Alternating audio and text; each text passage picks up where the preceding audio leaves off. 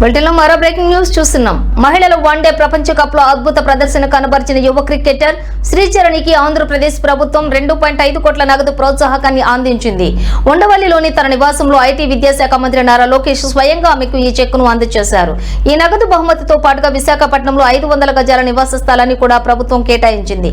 ఆమె డిగ్రీ పూర్తి చేసిన తర్వాత గ్రూప్ 1 స్థాయి ప్రభుత్వ ఉద్యోగం కల్పిస్తామని హామీ ఇచ్చింది. ఈ మేరకు ఇప్పటికే అధికారికంగా ఉత్తర్వులు కూడా జారీ అయ్యాయి. రాష్ట్రంలో క్రీడాకారులను ప్రోత్సహించాలనే లక్ష్యంతో ఈ నిర్ణయం తీసుకున్నట్లుగా ప్రభుత్వ వర్గాలు తెలిపాయి.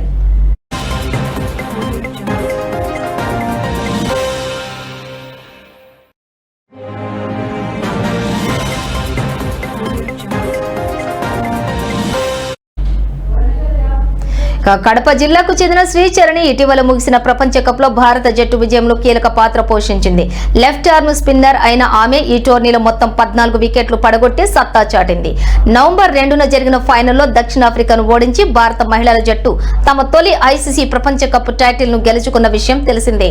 గత నెలలోనే సీఎం చంద్రబాబు శ్రీచరణిని అభినందించి ఈ ప్రోత్సాహకాలను ప్రకటించారు. ఈ కార్యక్రమంలో రవాణా క్రీడల శాఖ మంత్రి మండిపల్లి రాంప్రసాద్ రెడ్డి, శాప్ చైర్మన్ అనిమిని రవినాయుడు, అలాగే క్రీడల శాఖ ప్రత్యేక ప్రధాన కార్యదర్శి అజయ్ జైన్ తదితరులు పాల్గొన్నారు.